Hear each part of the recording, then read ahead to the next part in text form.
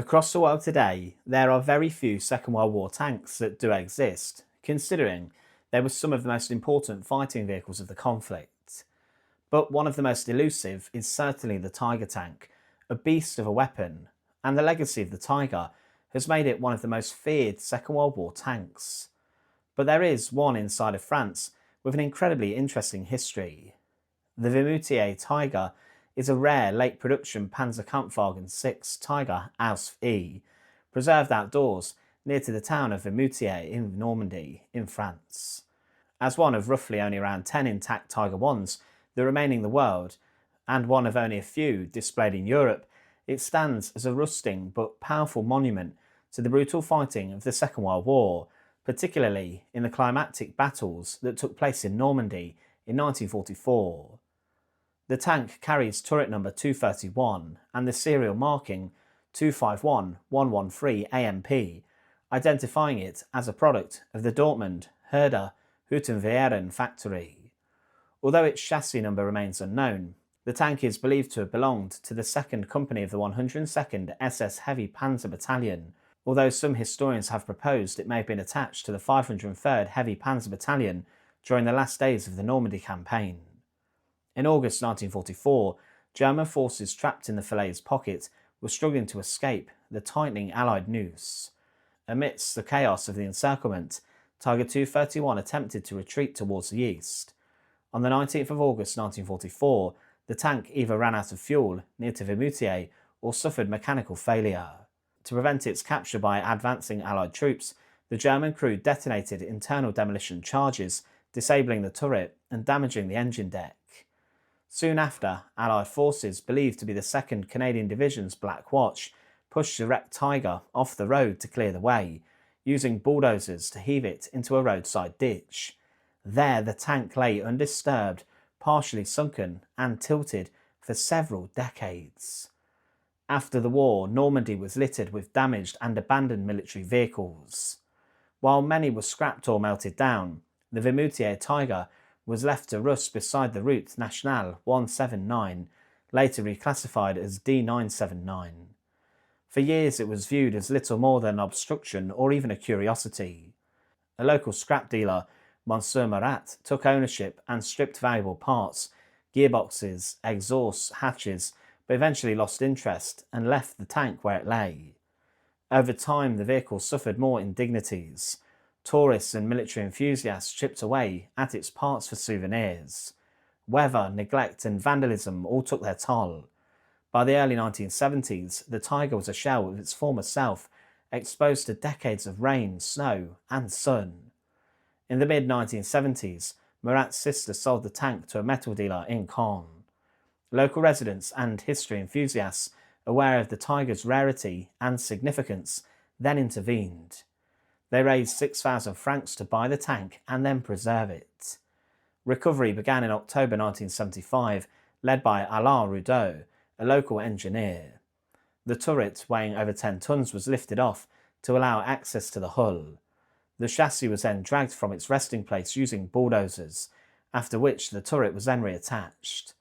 The Tiger was placed on a concrete plinth near the original roadside ditch and received a cosmetic restoration. However, this restoration was largely improvised. Original camouflage patterns were ignored, and where parts were missing, like the engine deck, steel plates, or pieces from other vehicles, notably Panzer IV covers, they were used to cover the gaps, and that means this Tiger does not have 100% original parts. In December 1975, the French Ministry of Culture declared the Vimoutiers Tiger a monument historique, officially protecting it under heritage laws. Despite its status as a protected monument, the Vimoutiers Tiger has remained outdoors and exposed for over 80 years. The damage inflicted during its abandonment is still visible. Large cracks in the turret armour from the demolition charge, degraded paint, missing tools, sealed hatches and a severely corroded interior are still found on the vehicle. The original gearbox and the exhausts are gone, and the camouflage pattern currently visible is, I hate to say it, historically inaccurate. Preservation efforts have been actually limited. Local volunteers repainted the tank in the 1990s, but structural issues like hull cracking and severe rust do persist. Today, a low fence surrounds the tank to prevent some form of vandalism, but exposure to the elements continues to eat away at its steel. Estimates for a full restoration are extremely high. To make the vehicle structurally sound and presentable could cost over €1 million, and even then, the damage to the engine, the transmission, and interior make operational restoration practically impossible without a complete reconstruction. The commune of Vimoutiers legally owns the tank, and its preservation is supported by the Association for the Restoration of the Vimoutiers tank in Normandy, but over the years the local council has considered moving the tank into the town centre or even building a museum around it to boost tourism. However, logistical, legal and financial challenges have made these plans difficult to implement. There have also been periodic rumours and controversies surrounding potential offers to purchase the tank, with some collectors and museums reportedly expressing interest. Panther tanks, Tigers and anything from the Second World War like that goes for millions. However, its monument historic status prohibits any private sale or removal from its protected status without government approval.